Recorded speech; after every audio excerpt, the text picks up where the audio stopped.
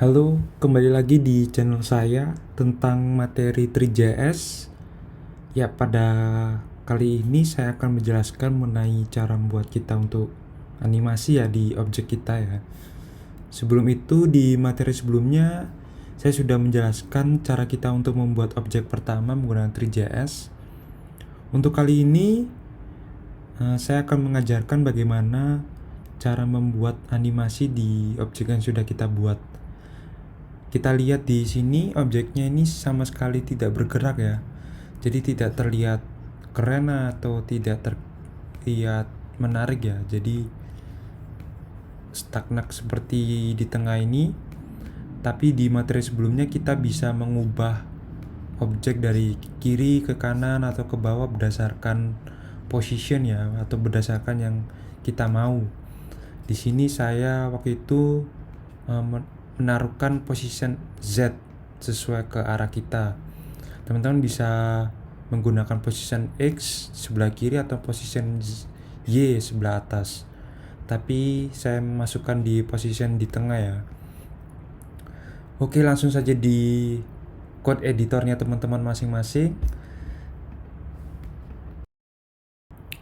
Oke, jadi kali ini kita akan membuat sebuah function di mana function ini adalah semacam looping untuk membuat kita semacam membuat frame ya, frame per second agar objeknya bergerak ya. Langsung saja kita membuat sebuah function dengan namanya loop. Di sini saya menggunakan arrow function seperti ini dan kita akan memanggil loop. Ya, jadi teman-teman bebas ya menggunakan nama variabel. Di sini saya menggunakan variabel loop. Teman-teman bisa menggunakan looping atau bounce atau frame per second, bebas. Kita coba apakah functionnya ini berjalan.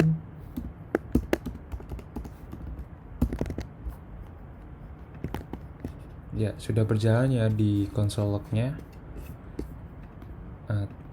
Pada saat ini kita coba ada sebuah function di JavaScript basic itu dinamakan method request animation per frame ya.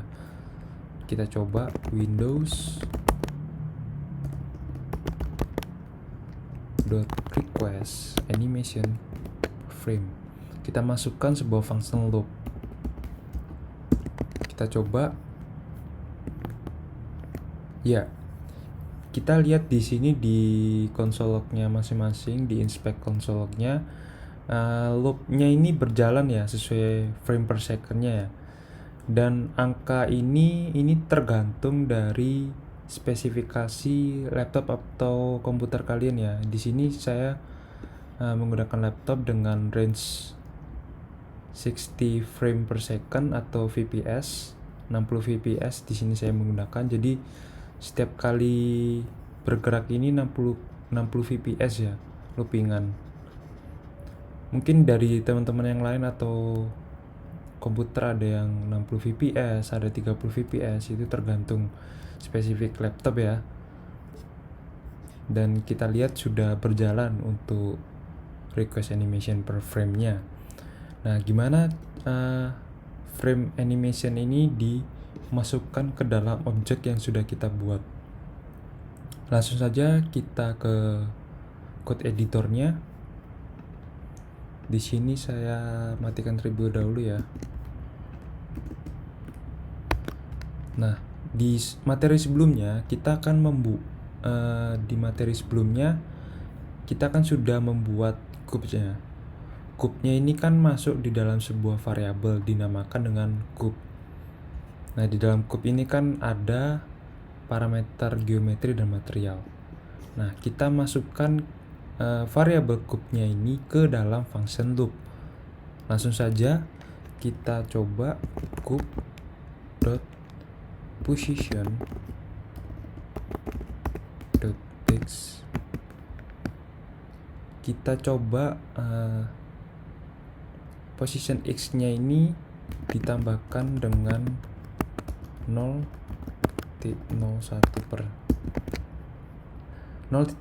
per detik ya. Kita coba apakah berjalan. masih belum berjalan ya. Kita coba lagi di position ini. Apakah berjalan? Ya, rupanya belum berjalan ya. Karena ketika kita mengambil objek ini tapi tidak disertakan render ya. Jadi kan di dalam render itu kan ada cube, ada kamera, ada juga position. Semua dimasukkan ke dalam render. Jadi render screen ini dimasukkan ke dalam function loop. Kita coba. Ya, akhirnya objek kita sudah berjalan ya, tapi ke atas sekali ya. Kita coba ke position sebelah kiri X. Apakah berjalan? Ya, berjalan juga ya. Ya, tapi dia ke posisi kanan terus ya, karena di code-nya saya nulis X-nya tuh ke kanan. Tapi gimana caranya cube-nya itu berputar ya? Ada dinamakan rotation. Jadi cube rotation.x. Iya, seperti ini ya. Jadi cube-nya merotasi dengan precision X dengan frame-nya 0.01 per second. Ya, ada juga dari metode 3JS ya. Di 3JS itu menggunakan function clock. Jadi clock-nya itu melakukan frame-nya berdasarkan waktu sekarang ya. Kita coba aja sih. Ini contoh pertama aja, contoh basicnya aja sih. Kita coba membuat variabel lagi, yaitu clock.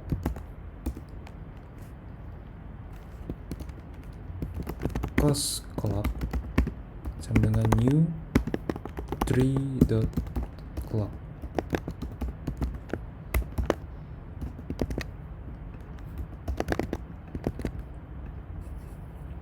Ya, jadi kita membuat semacam time di dalam frame. Kita coba cos eclipse time. Kita masukkan variabel clock dan mengambil eclipse time-nya ya. Get eclipse time. Seperti ini. Coba kita cek apakah clock-nya, metode clock di dalam tree ini bentuknya seperti apa ya. Console log eclipse time. Kita coba cek. Ya, di metode tree clock-nya ini berjalan berdasarkan second ya. Jadi 8, 9 detik, 10, 11 detik ya. Beda dengan sebelumnya kita menggunakan animation frame berdasarkan spesifik laptop yang kita punya ya. Di sini saya menggunakan 60 fps dan kita samakan ya, kita menggunakan metode dari 3JS yaitu menggunakan metode clock, dimana kita cek eclipse time-nya itu berjalan ya berdasarkan per detiknya, per second-nya. Nah, gimana eclipse time-nya ini kita masukkan ke dalam objek ya yang sudah kita buat, akan terlihat seperti gimana ya. Langsung saja cek di bagian sini, kita kalikan coba ya, kita kalikan dengan eclipse time-nya.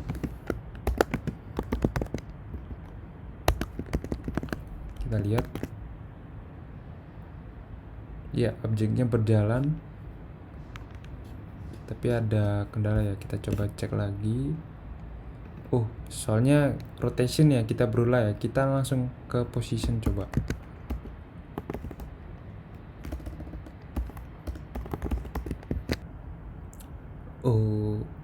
Dicek ininya di 0,1 nya dihilangkan. Kita coba. Ya, berjalan ya. Jadi berdasarkan eclipse time-nya. Kita ganti rotation. Ya, berjalan juga ya. Ini berdasarkan eclipse time-nya ya. Bukan menggunakan Windows per animation per frame. Nah, coba kita melakukan bounce. Jadi seperti naik turun ya. Itu menggunakan perhitungan cost. Jadi kalau cek di Google itu, kalau cost itu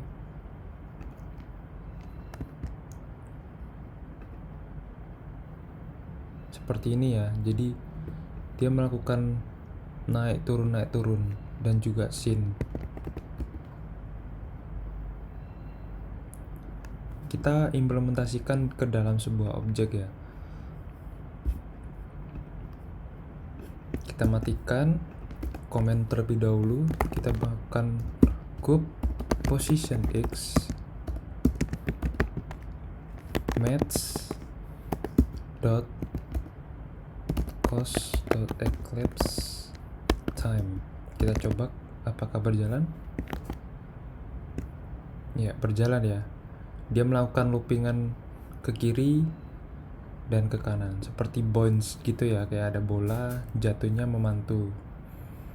Ya, kita cek di sini emang dia memantul ya, dari atas turun ke bawah, atas lagi, turun ke bawah, atas lagi. Kita gabungkan bounce-nya itu dari bawah ke atas ya, dengan menggunakan scene group position .y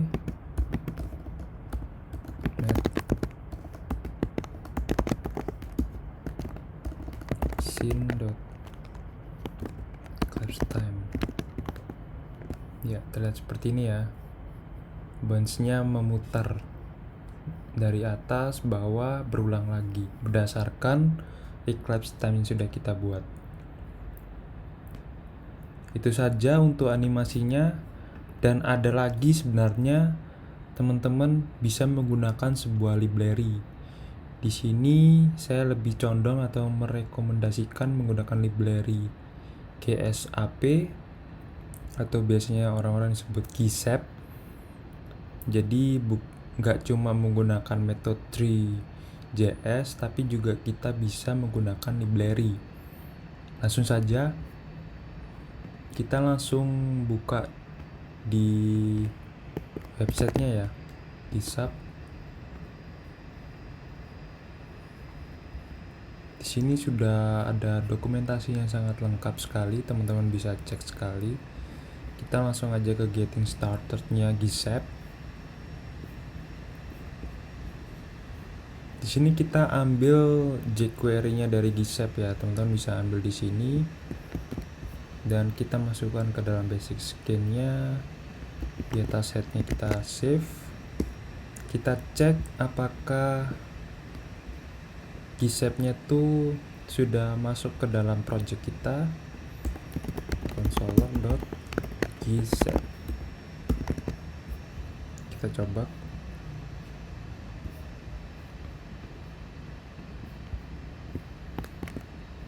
Kita matikan ya karena mengganggu clutch time-nya.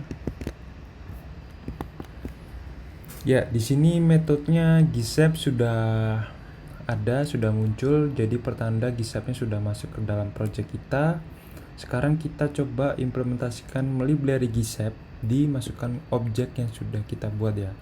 Sementara kita matikan terlebih dahulu eclipse time yang sudah kita buat.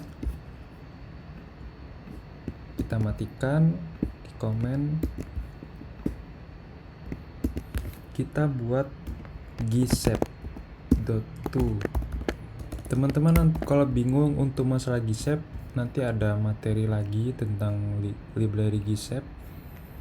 Kita cek aja ya, di GitHub itu ada semacam tutorial pertama ya.